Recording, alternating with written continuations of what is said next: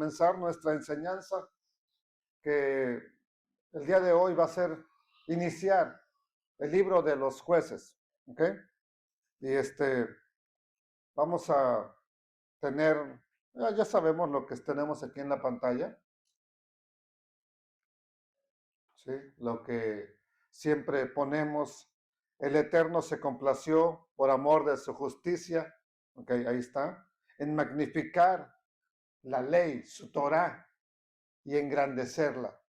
Al Eterno le plació, a él fue el que le quiso poner su palabra en alto. Dice el Salmo 138, verso 2, me postraré hacia tu santo templo y alabaré tu nombre por tu misericordia y tu fidelidad, porque has engrandecido tu nombre y tu palabra por encima de todas las cosas. Hay dos cosas que el Eterno las tiene en lo más alto: su nombre y su palabra.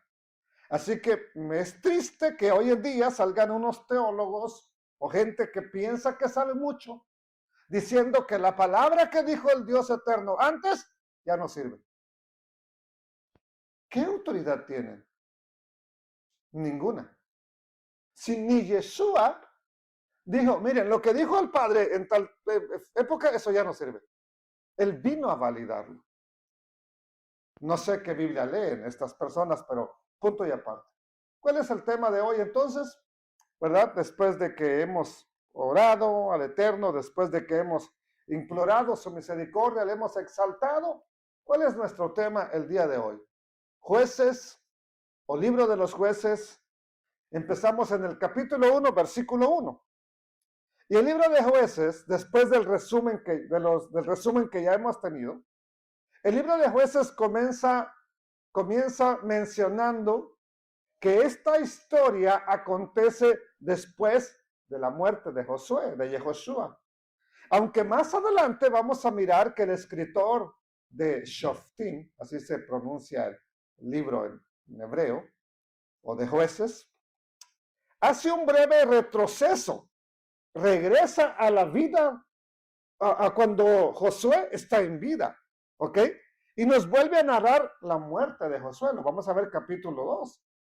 Entonces, ¿cómo es que empieza diciendo que esto ocurre después de la muerte de Josué, pero se va antes de Josué? Y aquí es donde la gente dice, no, la Biblia está llena de errores. ¿Por qué lo hizo así el escritor de Jueces? Bueno, tiene un motivo. El por qué empieza narrando que esto comienza después de la muerte de Josué, pero se va a escribir antes de que Josué muera. ¿Ok? Así que es importante esta parte o la introducción que ya tuvimos y esto que estoy hablando. Y conforme avancemos, iremos mirando lo que ya se había mencionado en el libro de Josué. Los que ya leyeron Josué van a entender que esto ya estaba mencionado. Sobre todo el primer capítulo ya está mencionado en el libro de Josué. ¿Ok? Y empieza de esta manera el libro. ¿Cómo empieza? Diciendo así. Jueces, ya iba a decir Josué, Jueces 1:1. Aconteció después de la muerte de Josué. O sea que de aquí nos posiciona que todo esto sería después de que Josué murió. Pero vamos a ver que no es así. Aconteció, ¿qué cosa? Que después de la muerte de Josué, esto sí es lo que pasó. ¿Qué pasó? Que los hijos de Israel consultaron al Eterno diciendo, ¿quién de nosotros o de las tribus, verdad, subirá primero a pelear contra los cananeos? Bueno, pregunta, ¿no ya habían estado peleando todo el tiempo desde que entraron a la tierra prometida? En la vida de Josué hasta que Josué se despidió, capítulo 21. ¿Habían estado peleando, sí o no? Conquistando. Claro que sí. Entonces dice que aquí le preguntan, bueno, ¿y quién va a empezar la batalla ahora? Ya Josué no está. Josué, es que la cuestión es esta. Josué les decía, tú vas a atacar esta parte. Tú vas a atacar esta otra parte. Ahora ya no está Josué. Y tienen que consultar al Eterno y eso está bien. ¿Quién va a empezar la batalla? ¿Quién dirige la batalla contra los cananeos? Y el Eterno respondió, Judá subirá. He aquí que yo he entregado la tierra en sus manos, pero no nada más de Judá, la entregó en manos de todo Israel. Esto es esto que hace el pueblo, ¿verdad?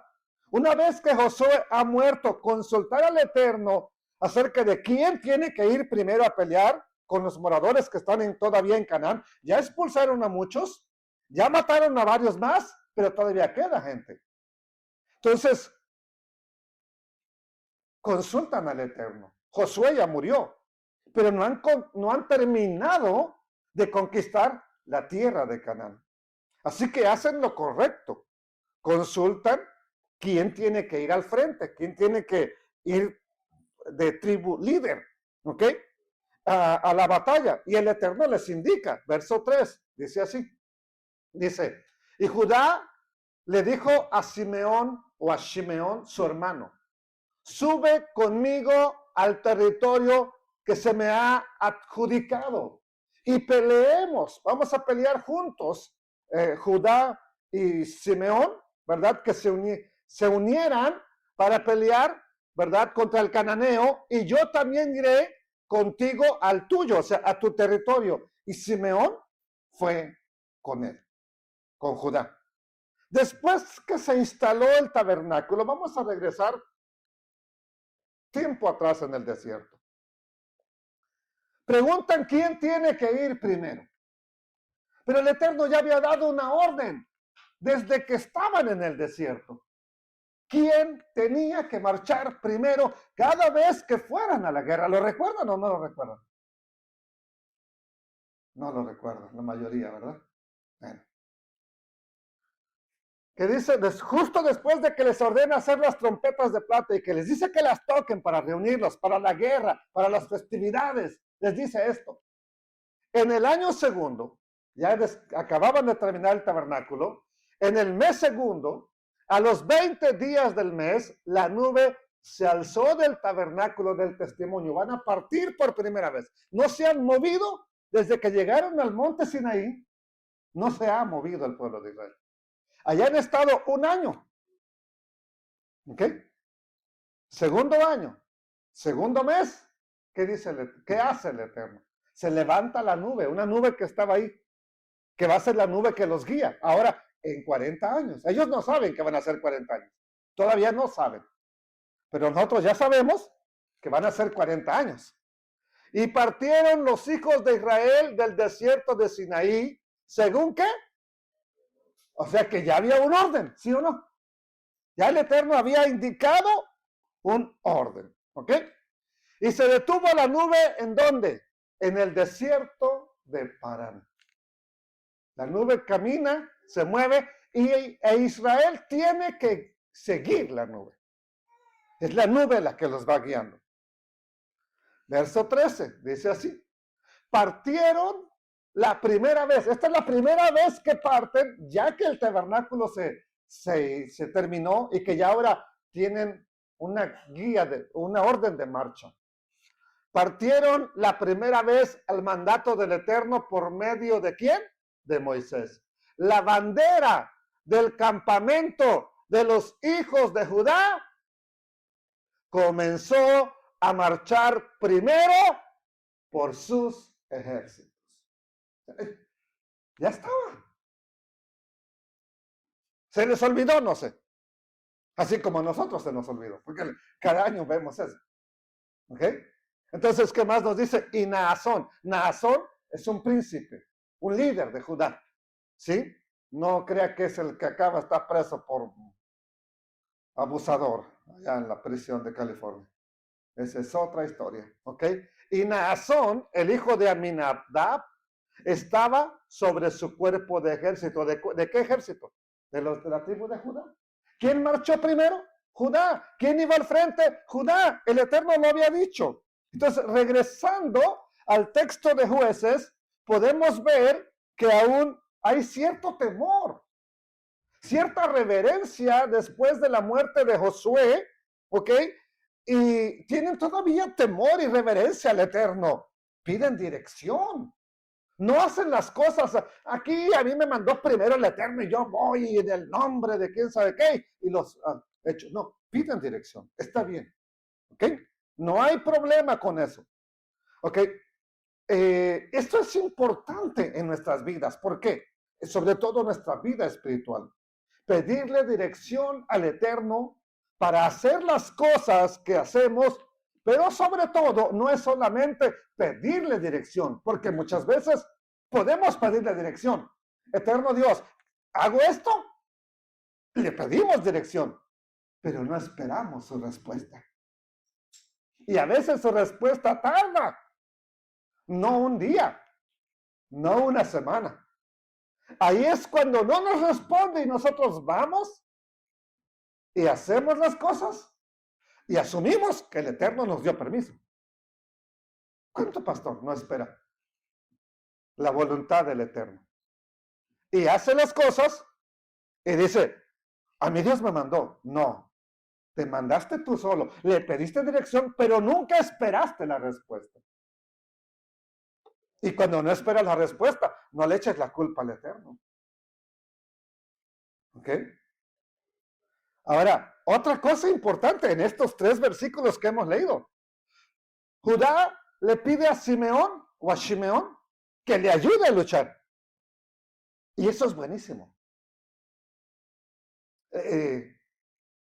A ver, ¿cómo le hago para no ser malentendido? Bueno, usted no le puede andar contando sus problemas a cualquiera de la congregación. Porque siempre hay chismosos. Siempre, hermano. Y si usted le cuenta algo, no le extrañe que al rato a alguien, ¿verdad? Se sepa por allá. Pero ¿cómo? Si nomás le conté a los de la iglesia. Pues en la iglesia hay mucho chisme también. Espero que no sea de aquí. Pero hay. Entonces, usted no debe de andarle contando sus problemas a cualquier persona. Analice. ¿Quién le puede ayudar y quién le puede perjudicar más? Anda buscando ayuda y te van a perjudicar más. ¿Eso a dónde vamos? Ahora, pedir ayuda cuando tienes un problema, alguien que te ayude a luchar, que te ayude a orar, que te ayude a ayunar, que te ayude a clamar a Dios, no es malo. Que te ayude a conquistar tu batalla, tu territorio, que te ayude a luchar la batalla que estás luchando. Eso es lo que haces, Judá. Pide ayuda. Ven, ayúdame y yo te ayudaré a ti. Aquí viene lo importante. Cuando alguien te pide ayuda, lucha con él, ayúdale. Haz una oración, haz un ayuno, haz un clamor, haz una intercesión, como quieras entenderlo. Pero no seas sinvergüenza, tú que pides ayuda, cuando al rato tu hermano que te ayudó te pide ayuda y lo dejas morir solo. Ese es el problema. ¿Sí me entiende? Cuando tengo necesidad, hermanos, ayúdenme a orar, por favor. Y cuando usted tiene, voy a orar por ti, hermano. Y nunca, ni para comer ora, menos para orar por ti. Ahí es donde no es correcto. No deje morir sola a la otra persona. No lo deje luchar solo. No lo deje pelear solo la batalla. Ayudémonos. Es bueno. Es bueno. Pero la ayuda es mutua. ¿Sí? ¿Se acuerdan qué dice la palabra del Eterno en Hebreos? Donde dice, así que ofrezcamos siempre a Dios sacrificio de alabanza, esto es decir, fruto de labios que confiesen su nombre. Y de la ayuda mutua, no os olvidéis, de tales sacrificios se agrada el Eterno. ¿De la ayuda qué dije? ¿Qué es ayuda mutua? A ver, ayúdeme por favor. ¿Qué es ayuda mutua? Que yo te ayudo a ti, pero tú me vas a ayudar a mí también. Yo le ayudo a la persona que tiene necesidad, pero también él me va a ayudar cuando yo tenga necesidad. Eso es ayuda mutua. No dice ayuda de asadón. El asadón solamente jala para donde está la persona. ¿Ok? No, es ayuda mutua. De eso no nos olvidemos. ¿Ok? Bueno, entonces, piden ayuda y piden dirección.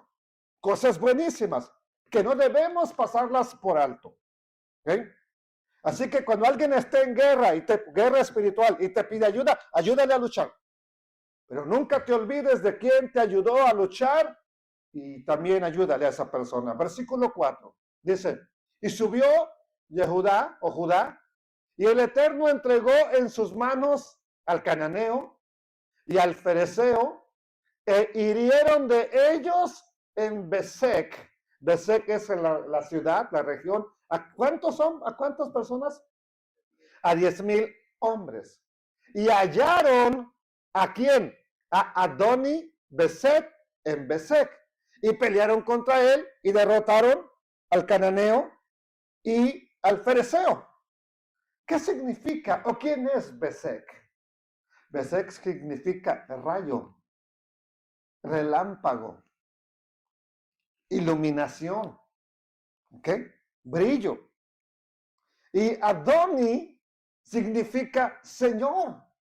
Ahora, entendamos que Besec es la ciudad y Adoni es Señor. Entonces, este Adoni Besec, ¿qué era? Pues era el Señor de Besec, ¿ok? El rey de Besec, el amo de Besec, el que se creía dueño de Besec, ¿ok? Entonces, Besec significa brillo, relámpago, y Adonis significa Señor en hebreo. Pero este personaje era muy conocido, no para nosotros, pero sí en la historia y en la región. ¿Por qué era muy conocido? Porque hacía algo terrible con los que capturaba. Y dice la escritura en el versículo 6. Mas este Adoni Besec, cuando están peleando contra Besec, huyó. Y le siguieron los de Judá y de Simeón. Y le prendieron, lo capturaron. Y le cortaron, ¿qué cosa? Los pulgares de las manos y los pulgares de los pies. Quiero saber que me entienden. ¿Cuáles son los pulgares? Este. Dedito para arriba. Así, el que pone para arriba o para abajo. Estos son los pulgares. Y los de los pies, pues es el dedo gordo del pie, para que me entiendan. Ahora, ¿qué pasa cuando uno pierde los pulgares de las manos y los pulgares de los pies? ¿Perdón? Usted no puede ni sostenerse bien de pie y no tiene fuerzas. ¿Cómo agarra un guerrero la espada? ¿Con 4 dedos? ¿Qué es lo que le da fuerza? ¿Los 4 dedos o el dedo gordo? Entonces, ¿verdad que ya no puede pelear sin el dedo pulgar? Ok, bueno. Es muy significativo lo que le hacen a este rey, porque lo dejan inútil, vivo pero inútil. ¿Y por qué lo hacen de esa manera? ¿Por qué le cortan los pulgares de la mano y los pulgares del pie? ¿Por qué lo hicieron? Parece que son crueles los judíos. Ahora sí que aquí sí son los judíos, porque es Judá. ¿Por qué lo hacen así? ¿Alguien sabe por qué? A ver, los que estuvieron en la vigilia y ya leyeron el libro de Jueces o predicaron el libro de Jueces. ¿No? Era el de Ruth. Bueno, entonces Ruth que diga a ver qué pasa. Bueno, ¿sabe por qué lo hicieron? Vaya conmigo al verso 7. Entonces el gobernante, lo puse en una traducción, nueva traducción viviente para que se entienda mejor. Porque dice el rey, ¿verdad? En Reina Valera. Entonces el gobernante de Besec dijo, 70 reyes que tenían emputados los pulgares de sus manos y de sus pies, recogían el pan debajo de mi mesa. ¿A cuántos se los hizo este bárbaro? ¿A cuántos reyes? Olvidemos la demás gente.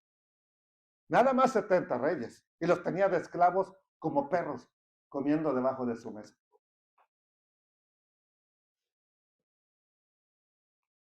Ahora, él mismo te va a decir por qué le hicieron eso. Ahí va. Tal como yo les hice, ¿a quién? A esos no se les cayeron los dedos de cangrena o porque se los volaron de un espadazo, no. Se los mochó él. Tal como yo les hice, así me ha pagado, retribuido Elohim. ¿Ok? Luego lo llevaron ¿a dónde? A Jerusalén y ahí murió. Dedos cortados. Le pagaron con la misma moneda. El rey Adoni-Bezek le había hecho a 70 reyes lo mismo. Lo mismo que le hacen los de Judá y Simeón. Esa es una lección que debemos guardar siempre en el corazón. Porque hacemos cosas incorrectas, le causamos mal a alguien y nunca pensamos que nos puede pasar lo mismo. Pero no se nos olvide que está escrito, no os engañéis. Dios, Elohim, no puede ser burlado. Todo, ¿sí? Todo. Lo que el hombre sembrare, eso también segará. ¿Cuál es el ejemplo de Adoni-Bezek? ¿Qué sembró? Dedos cortados. ¿Qué cosechó? Dedos cortados. Sí, porque a veces se nos hace muy fácil causarle daño a alguien. Ya nomás perdón, Señor, le hice daño a mi hermano, a mi prójimo. Sí, el Eterno nos perdona, pero el prójimo a lo mejor nunca. Ahora, el Eterno Dios es justo. Y si seguimos causando mal, y ya a veces con toda la intención, pues nos va a pagar de la misma manera. Y esa es la lección que debemos aprender de Adoni-Bezek. Ahora la historia va a retroceder. De esta pequeña introducción, la historia retrocede. Y pasamos a un pasaje que revela lo que ya había ocurrido en Josué capítulo 15. ¿Ok? Y con eso probamos que aún, ¿verdad? La conquista de la ciudad de Jerusalén ya había ocurrido cuando Josué estaba vivo. Y hago una pregunta antes de avanzar. Si Jerusalén ya estaba conquistada, ¿por qué la tiene que volver a conquistar David? Mire, pasan todos los jueces, que ya vimos el resumen. Pasa el reinado de Elí, de Samuel, de Saúl. Y después, cuando David es rey, captura la ciudad de Jerusalén y la vuelve la capital de Israel. ¿Pero por qué? Si ya la habían conquistado. ¿Qué pasó? ¿Qué ocurrió? ¿Te acuerdas que me hiciste esa pregunta? Bueno, hace tiempo, ¿verdad? Como un año me la hiciste. Jueces capítulo 1, verso 8 dice, y combatieron los hijos de Judá, ¿a quién? A la ciudad de Jerusalén. ¿Y qué pasó? Y la tomaron. Y pasaron a sus habitantes a filo de espada y le prendieron fuego a la ciudad. No la quemaron toda. No mataron a todos. ¿Quién vivía en Jebús? Antes se llamaba Jebús, no se llamaba Jerusalén, se llamaba Jebús. ¿Quién vivía en Jebús? Los jebuseos, ¿verdad que sí? Y los seguimos encontrando vivos esos jebuseos después. ¿Qué es lo que ocurrió? Bueno, guardes eso en la mente porque es importante. Es importante. ¿Ok? Esto nos prueba que la ciudad, por lo menos de Jerusalén, la cual el Eterno ya sabía que un día ahí se edificaría una casa para él. Él ya sabía, el Eterno ya sabía. Ni David sabe, y David todavía no nace, ¿verdad? Saúl no sabe, Elí no sabe, todavía también no nace Elí. Otoniel no sabe, Josué no sabe que en Jerusalén el Eterno va un día a permitir que se construya una casa para él, el templo, el santo templo. Pero sí sabe el Eterno que un día ahí será el lugar de su morada, la ciudad que él escogió. Y aquí ya la han capturado, ya es de Judá, pero la perdieron. ¿Y por qué pasó? En algún momento se perdió y lo veremos más adelante. Pero aquí les tengo que decir algo importante. Cuidemos lo que el Eterno nos ha dado. ¿Qué es lo que ya te ha dado? No lo pierdas, no lo descuides, no lo ignores, porque lo puedes perder, así como Judá perdieron a Jerusalén. Bueno, y no fue Judá. Vamos a ver exactamente quién lo perdió. ¿Ok? Ya después era una ciudad neutral cuando la conquista David, pero la ciudad le pertenecía a una tribu. Bueno, se los voy a adelantar. Le pertenecía a Benjamín, Entonces, ¿quién la perdió? Benjamín. ¿Por qué? Porque a ellos no les costó la conquista. ¿Quién la había conquistado? Judá. Se la entregan ya conquistada a Benjamín y Benjamín la pierde.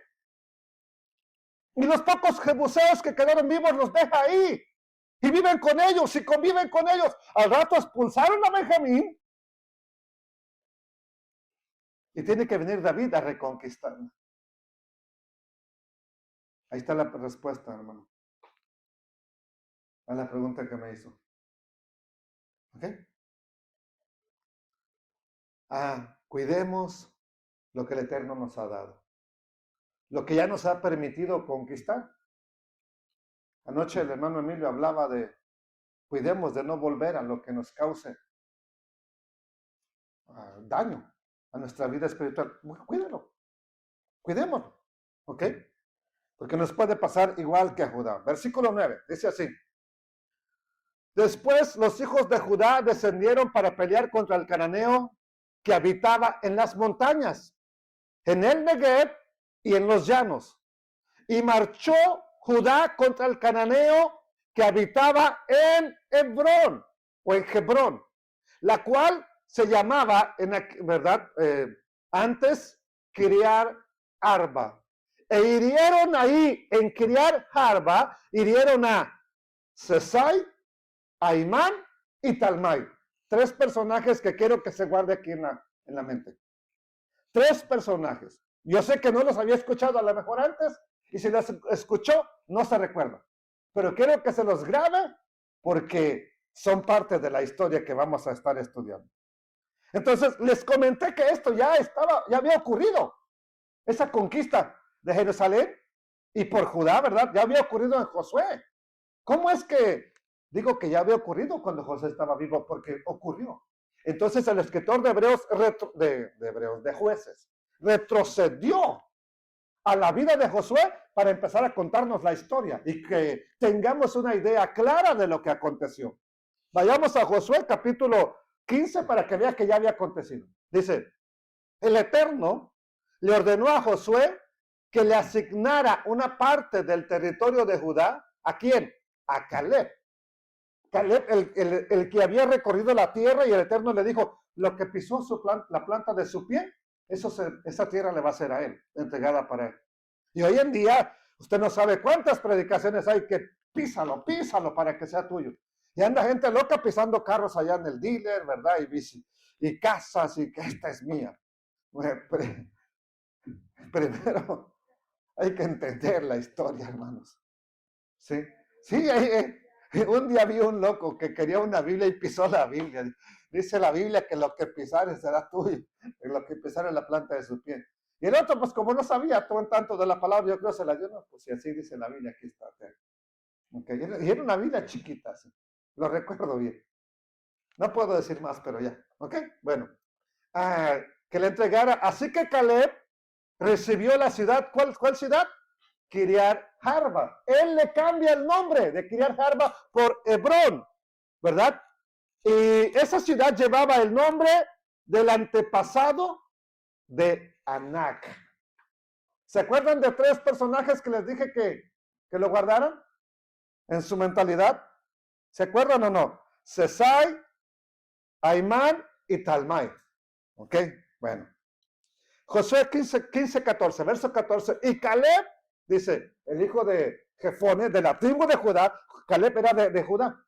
El otro espía que pasó es Josué, pero él era de la tribu de Efraín, de la casa de Judá.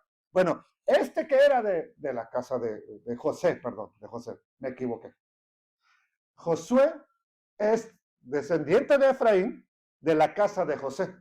Caleb es de la tribu de Judá. Ok, por eso está ahí mencionado. Y Caleb echó de ahí, ¿verdad? ¿A quién? A los 3 hijos de Anac.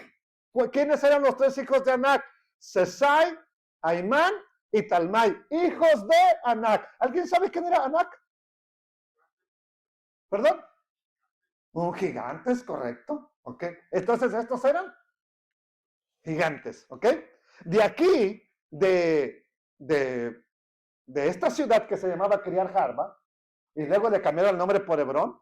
De ahí subió contra los que moraban en Debir. Y el nombre de Debir era antes Kiriat Sefer. Ok, si miran bien, estos tres hijos de Anac, y ya sabemos ahora, eran gigantes. Ok, y la Biblia nos va a hablar de un relato de los dos espías. Ahí ellos supieron quiénes eran estos, desde allá, desde el relato de los dos espías, justo cuando salen del monte Sinaí, avanzan y llegan al límite, al borde de la tierra prometida. Ya están para entrar. Y mandan los espías, regresan con mal informe, no quieren ir a pelear. ¿Por qué? Precisamente por estos que encontraron allá. Por eso les dije que son bien significativos. ¿Ok? O sea que estos eran bien famosos. Números 13. Dice así, versículo 30. Entonces Caleb, ya estaban dando su mal informe los demás, ¿verdad? Entonces Caleb hizo callar al pueblo delante de Moisés y dijo, subamos luego y tomemos posesión de ella, o sea, de la tierra, porque más podremos nosotros que ellos. Más los varones que subieron con él dijeron, no podremos subir contra aquel pueblo. ¿Por qué? Porque es más fuerte y más numeroso que nosotros. Vamos a ver a qué se refieren por un pueblo fuerte. Vamos a mirarlo. Dice en el siguiente texto. Y hablaron mal, números 13:32. Y hablaron mal de estos 10 espías entre los hijos de Israel. ¿De qué hablaron mal? De la tierra que habían reconocido. Primero llegan hablando bien, miren todo lo que hay, pero ya cuando se trata de ir a pelear, hablan mal de la tierra. ¿Y qué es lo que dicen mal? Diciendo, la tierra por donde pasamos para reconocerla es tierra que se traga ¿a quién? A sus moradores. Porque había gente si todos se los comían. ¿Por qué ellos regresaron vivos y no se los comieron? Están exagerando demasiado. Si se pregunta usted, se comen a los moradores que viven ahí con ellos. Entonces, ¿por qué había gente? Estaba vacío, nomás quedaban los que comían. Era bien fácil ir entonces, ¿verdad? Dice, es tierra que se traga a sus moradores. Y todo el pueblo que vimos en medio de ellas son hombres de grande estatura, muy grandes. Verso 33, véalo conmigo. También vimos ahí, ¿qué cosa? Gigantes. ¿Cuáles? ¿Hijos de quién? Raza de gigantes. Los hijos de Anac, raza de gigantes. ¿Cuáles eran los más famosos? 3. Ya se les olvidó, pero está bien, no hay problema. 3, ¿ok? Eran los más famosos. Y éramos nosotros, a nuestro parecer, como chapulines, como saltamontes. Sí, porque luego se imaginan una lobster ahí de esas que venden en Rap Blaster. ¿Verdad? No. Había un pastor que recuerdo. No sé si te acuerdas, Víctor, cuando predicó. Me acuerdo mucho de esa predicación de Juan el Bautista que predicó nuestro pastor y decía que se echaba unas langostonas que se iba al Rap Blaster. Pero bueno, esa es otra historia. Y así les parecíamos a ellos. No, la escritura habla de chapulines, saltamontes. ¿Ok?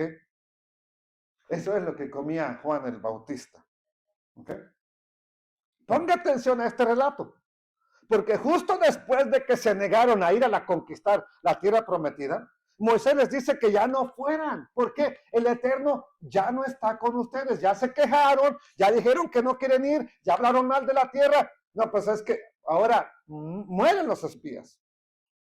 Y cuando mueren, y como el Eterno les dijo, ya no voy a ir con ustedes.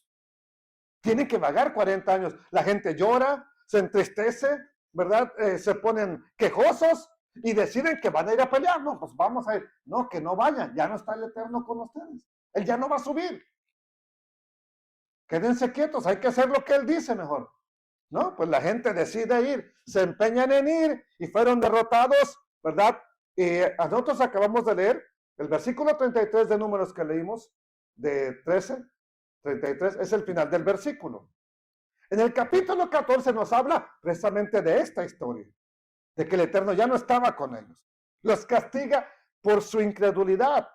Los perdonó por el ruego de Moisés. Les perdona la vida, pero ahora tienen que vagar 40 años. Ya estaban al borde de la tierra prometida. Y no pudieron entrar. Una enseñanza a sacar. Podemos estar bien cerca de la salvación y podemos perderla. Cuidado. ¿Ok? El pueblo llora, se queja, y una vez que saben que tienen que vagar por el desierto, toman la decisión de ir a pelear. Y de pronto parece que aquí hay unas cosas añadidas como que no encajan. Y es cuando la gente se pone a cavilar acerca de la Biblia, que está llena de errores, que la escribieron hombres judíos que quieren dominar al mundo, y etcétera. Pero no conocen la historia, ¿ok? Ahora, vamos a ver por qué. En Números 14, 39 al 45, que es el final del capítulo 14, se narra que los hijos de Israel subieron a pelear con los cananeos, cuando Moisés les dijo, no vayan, no suban, el Eterno no está con nosotros. Es más, Moisés no se movió, el arca no se movió, fueron ellos solos. Y vamos a ver qué pasa. Números 14, 44. Estamos viendo esto porque allá en Jueces dice que derrotaron a los hijos de Anac, ¿ok? Y nos fuimos para acá para ver quiénes eran. Que yo les pregunté quiénes eran los hijos de Anac, o quién era Anac, más que nada fue la pregunta, y era un gigante. Dice, sin embargo, ¿verdad? Ya que tenían la orden de no ir, se obstinaron en subir a la cima del monte. Pero el arca del pacto del Eterno y Moisés no se apartaron de en medio del campamento. Y descendieron, ¿quiénes? El amalecita y el cananeo que habitaban en aquel monte, y los hirieron, y los derrotaron persiguiéndolos, ¿hasta dónde? Horma. Ok, cuando se escribe esto, allá esto es al inicio de los 40 años, es en el año 2, apenas. Es que ocurre esto y dice que los persiguieron hasta Horma. Pero cuando ese lugar, cuando fueron derrotados Israel en ese lugar, no se llamaba Horma. Se llamaba de otra manera. ¿Ok? Ya lo vimos. No se llamaba Horma. ¿Por qué le llaman Horma? O Horma. ¿Por qué se le puso Horma? Por lo que ocurre 39 años después, ya cerca del año 40 del vagar en el desierto. Solamente que la historia pasa así tan poquito de Números 14 al otro pasaje donde a Números 21. En Números 21, del 14 al 21 pasan 39 años. Y en el capítulo 21 nos habla de este Horma, y la gente que no sabe la historia, pues dice, aquí hay problemas. Y piensan que le pusieron Horma a ese lugar porque derrotaron a los israelitas. Aquí dice que los derrotaron y los hirieron, los derrotaron persiguiéndolos hasta Horma. Pero le pusieron Horma no por la destrucción de Israel, sino por la destrucción del cananeo, que va a ocurrir años después. Por eso le pusieron Horma. Justo después de esto, ¿verdad? De que Moisés les dice, no vayan, no suban, no peleen. Hay un periodo de rebeliones como la de Coré, la muerte de Miriam, la muerte de Aarón, y llegamos entonces, ya después de estos episodios, nos llegamos a Números 21. ¿Por qué estoy dando esta vuelta? Por Horma. ¿Por qué me metí para allá? Por lo que se dice que los persiguieron hasta Horma. Vamos a ver. Miren. Aquí tenemos, salen, ¿verdad? Y van vagando y llegan hasta aquí, mire. Aquí está Kadesh Barnea. Este punto, mire, que está aquí. Véalo. De aquí enviaron los espías. Miren. ¿Ok? Acá está, ¿dónde está? Beersheba, desierto. Jerusalén, Arad. Aquí está. Esta es la ciudad que ves importante, mire. Beersheba y Arán. Ok. Ok. Esto es importante porque de aquí envían los espías.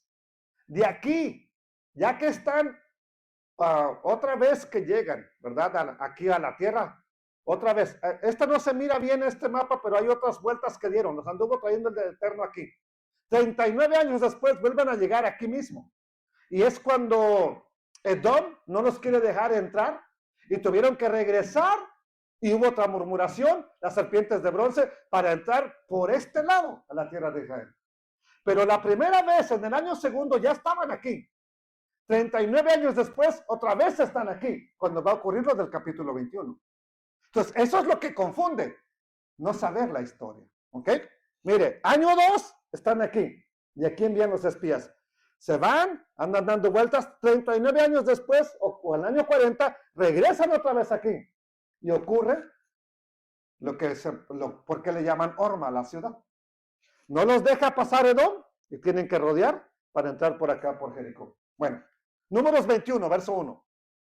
Cuando el cananeo, ya en la segunda vez que llegaron al límite de la tierra, a la frontera, cuando el cananeo, el rey de quién? De Arad, les señalé la ciudad de Arad, que habitaba en el Negev, oyó que venía Israel. ¿Ok? Ok. Por el camino de Atarim, peleó contra él y tomó de él, ¿qué cosa? Prisioneros. Año 40 ya, prácticamente. 39. ¿Ok? Recordemos que esto ocurre, aquí este mapa ya nos va a decir, mire, aquí sí ya tiene más vueltas, mire. No solamente una, vuelta, querían pasar por aquí, no los dejaron, tuvieron que regresar para correr por acá. Ok. Aquí está Cades Barnea. Aquí. Y aquí está Arad, mire. Bajaron de aquí. De esta parte de aquí, Arad. Bajaron para tomar prisioneros que estaban por esta área de aquí. 39 o 40 años, en el año 40. Tomaron prisioneros de Israel. ¿Ok? Bueno. Esto era importante enseñárselos. Toman prisioneros. ¿Y por qué es importante? Por la oración que va a hacer el pueblo. Precisamente porque les tomaron prisioneros. Hay gente cautiva del pueblo de Israel que los tomaron estos cananeos. ¿Ok? Entonces, ya es la nueva generación. La mayoría de los que salieron de Egipto han muerto en el desierto. Ahora es la nueva generación. Se encuentran con el primer ejército hostil, encabezado por el rey de Arad, el cananeo. Vamos a ver versículo 2 del capítulo 21 de Números. Entonces Israel le hizo un voto al Eterno y dijo, si en efecto entregares este pueblo en mi mano, ¿qué dice que haría? Yo destruiré sus ciudades. ¿Qué significa Orma? Destrucción.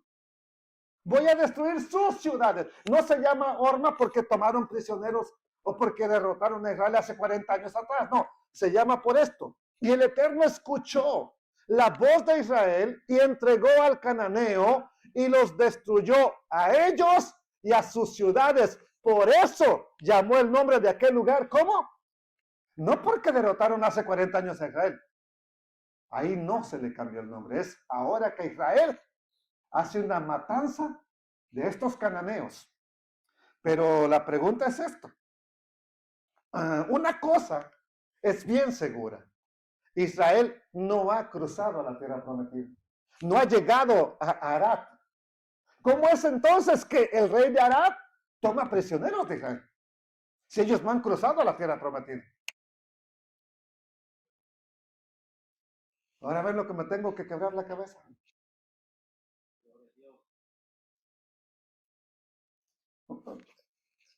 Ese es el límite. Y aquí los toman prisioneros, pero el rey está acá arriba, bien adentro, en la tierra de Canaán. Pero yo que ya venían, que ya iba Israel hacia la tierra prometida. Bueno, en esa época el rey de Arad era un rey nómada, ¿ok? Y ese rey nómada, ¿ok? Miren, Arad ¿ok? Y Cades Barnea. Por esta área andaban por aquí. Lo puse en más grande para que lo podamos visualizar.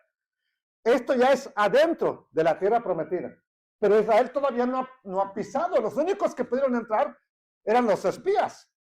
Y 10 de ellos están muertos.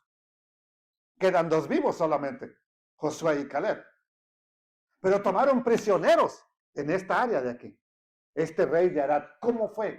¿Qué ocurrió? Les dije que en aquel tiempo era un rey nómada, que era rey de Arad, pero como tenían ganados, se movían constantemente en la región.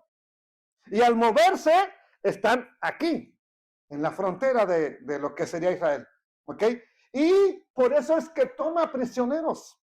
Después de haber perdido unos hombres en manos de Arad, Israel le pide al Eterno que si le ayuda a destruirlos, va a acabar con ellos, y lo hace el Eterno.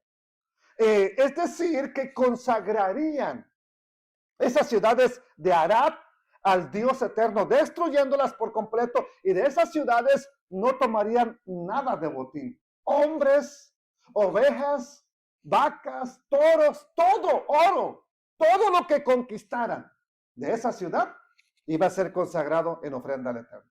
No se tomaría nada. Por eso no vemos más de la narración. Ya después, en Josué y en Jueces, se narra su completa aniquilación. ¿Ok? Por eso este episodio de Números 21, ¿verdad? Este es el comienzo de las guerras, de la conquista de la nueva generación que va a entrar a la tierra prometida. Y el Eterno trae un juicio ahora contra estos primeros cananeos, que no era muy grande el ejército, no era muy fuerte, pero permite que les tomen prisioneros y luego que sean destruidos. ¿Por qué el Eterno permite que tomen prisioneros de su pueblo? Si Él los guiaba, Él los cuidaba, Él los protegía. ¿Por qué permite que tomen prisioneros de su pueblo? Bueno, para que la nueva generación se vaya acostumbrando a la batalla y les da la victoria. O sea, con esto se empieza una guerra que va a continuar hasta después de la muerte de Josué, que es donde estamos, libro de Jueces. Por eso es que el Eterno los está capacitando para que entren y sean parte de ese ejército que conquista, que lucha, que vence. Es la nueva generación. La generación de rebeldes ya quedó, ya murieron en el desierto. Estos son los nuevos que nacieron en el desierto. Y el Eterno permite que empiece a haber fricciones con el rey de Seón, rey de Basán, Og, con todos los amorreos. Empieza a permitir que haya conflictos, pero les va dando la victoria. Y Moisés, antes de morir, les dice, así como vieron que ya derrotó a esos reyes, no se preocupen, lo hará también con las demás naciones. Eso es por eso que tenemos entonces que ese lugar, se llamó Horma. ¿Por qué? Porque destruyeron a ese ejército, no a los israelitas. Entonces, debido a esa guerra, era un juicio del Eterno, no debían tomar nada del botín, nada en absoluto, deberían destruirlo por completo, y por esa razón le ponen Horma, destrucción, destruido por completo. ¿Ok? Ya vemos toda la total aniquilación en el libro de Josué.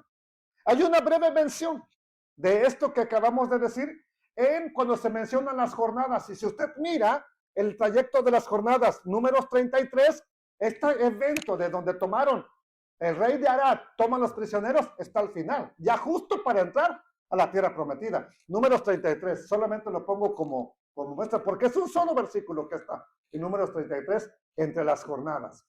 Dice, y el cananeo, rey de Arad, que habitaba ¿en dónde? En el Negev, en la tierra de Canaán, oyó que habían venido los hijos de Israel. Es todo lo que se dice. Y salieron, ¿quiénes? Ahora el pueblo de Israel. Salieron del monte de Or y acamparon en Salmona. Ya después usted mira 3, 4 campamentos más y ya están en la tierra prometida. Okay, bueno. Dimos un gran recorrido por Josué y Números. ¿Por qué? Por esa famosa ciudad llamada Horma. Para que supieran por qué se le puso el nombre de Horma. No porque derrotaron a los israelitas, sino porque los israelitas destruyeron esa ciudad. ¿Ya quedamos claro? Regresamos Jueces 1:9. Después, los hijos de Judá descendieron para pelear contra el cananeo que habitaba en las montañas, en el Negev y en los llanos. Ahí nos quedamos. Y marchó Judá contra el cananeo que habitaba ¿en dónde? En Hebrón, la cual se llamaba, antes de que ellos la conquistaran, se llamaba ¿cómo? Kiriar Arba. E hirieron a Sesai, a Aimán y a Talmai. Ok. Kiriar. Kiriar es una ciudad, o sea, es ciudad en hebreo. Arba es 4. Ok. Después que una vez que regresamos a este pasaje y recordamos, hay que irse también a los tiempos de ahora. No voy a ir con ningún texto, nomás recordar, ¿ok? Sobre todo cuando muere la esposa de Abraham, Sara. ¿A dónde la enterraron? En Kiriar Arba. Ahí compró un terreno. En la cueva de Macpela estaba en Kiriar Arba. ¿Ok? Ahora, después que la conquista Simeón y Judá, le cambian el nombre por Hebrón. ¿Qué es Kiriar? Ciudad. Arba es 4, por los 4 gigantes, Anac y sus 3 hijos. Los 4 gigantes. ¿Ok? Había otra que se llama Kiriar Sefer. Kiriar Sefer solamente era la ciudad del libro. No sé por qué se llamaba así. Pero después que conquistaron Kiriar Arba, ¿qué pasó? Se van a Debir. Y también esto es importante. ¿Ok? Esto es bien importante, miren. Esta ciudad Debir. Acá estaba una ciudad, ya hablamos de ellos. Esta es otra ciudad donde ahora van a conquistar. Y es bien importante. Dice la escritura. Jueces 1:11.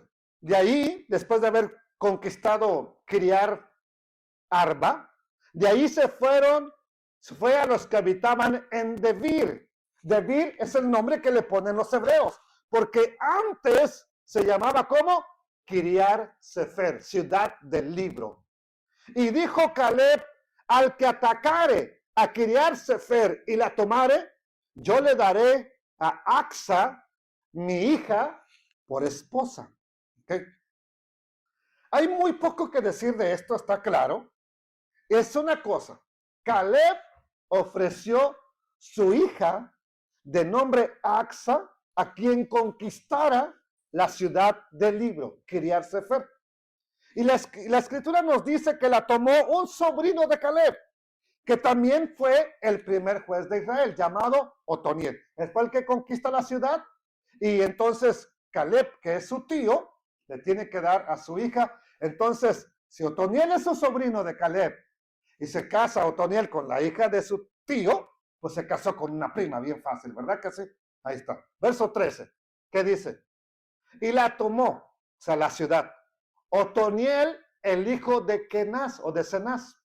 ¿El hermano menor de quién? De Caleb. Ok. Cenaz o Kenaz era hermano menor de Caleb.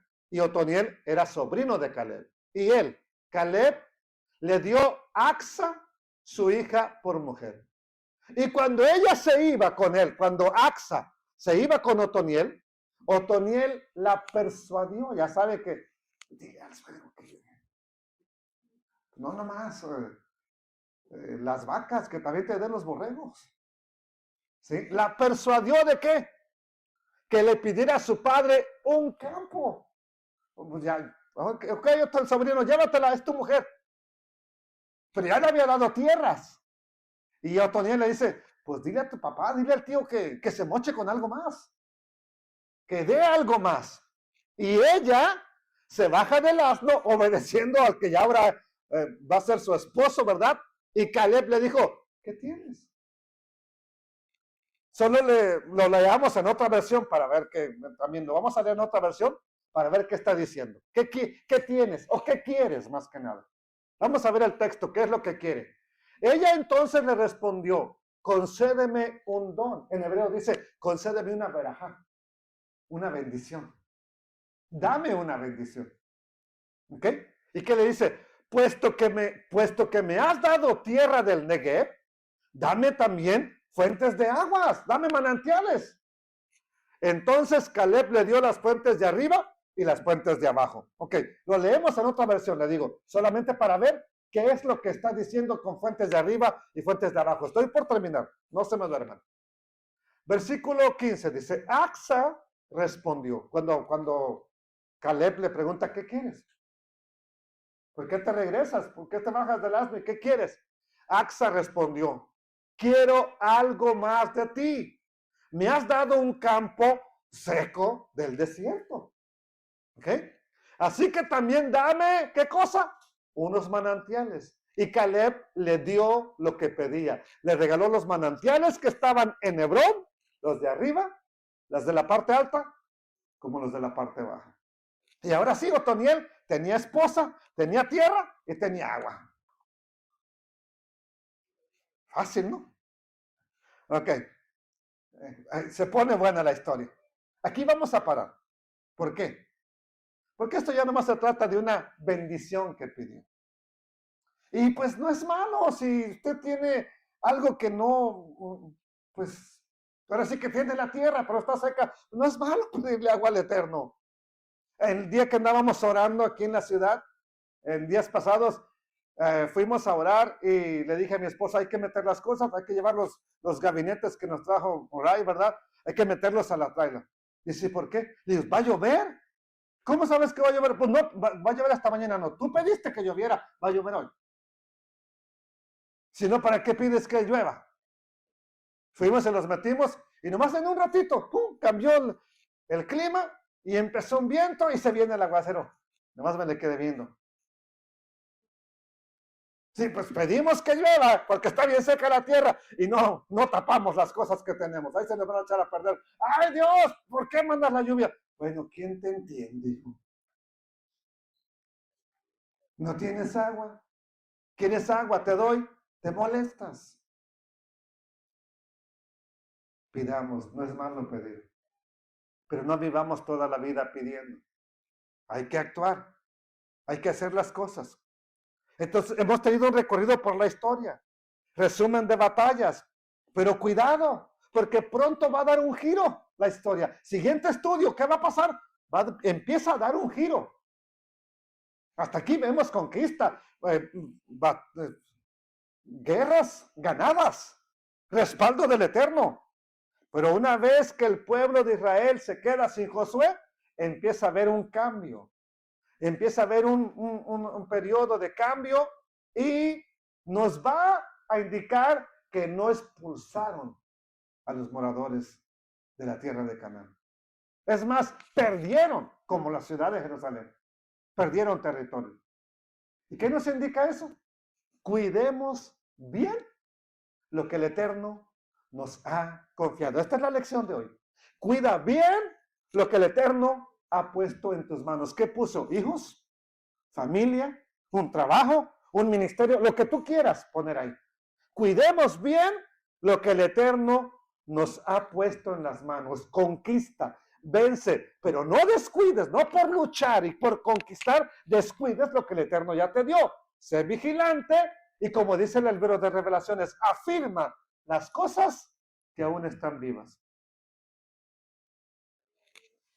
Afirma las cosas que aún están vivas. Padre eterno, te doy gracias porque el libro de Jueces tiene muchas cosas que enseñarnos. Entre ellas, todo lo malo que ocurrió cuando no expulsaron o no sacaron a quienes tenían que sacar. Y eso fue un gran tropiezo para Israel. Y es exactamente como comenzaremos nuestro próximo estudio, si me das vida. Analizando lo que tú ya les habías dicho, lo que Josué ya les había advertido que iba a acontecer si no expulsaban a esas naciones de la tierra de Canaán. Ellos serían el tropiezo, el dolor y la tristeza para el pueblo de Israel. Que no nos ocurra, Padre eterno, que una vez que estamos aquí, a estas alturas de la vida, de la conquista, regresemos y seamos derrotados por el adversario, burla del adversario y lloremos amargamente. Cuidemos lo que el Dios eterno ha puesto en nuestras manos. Shabbat Shalom.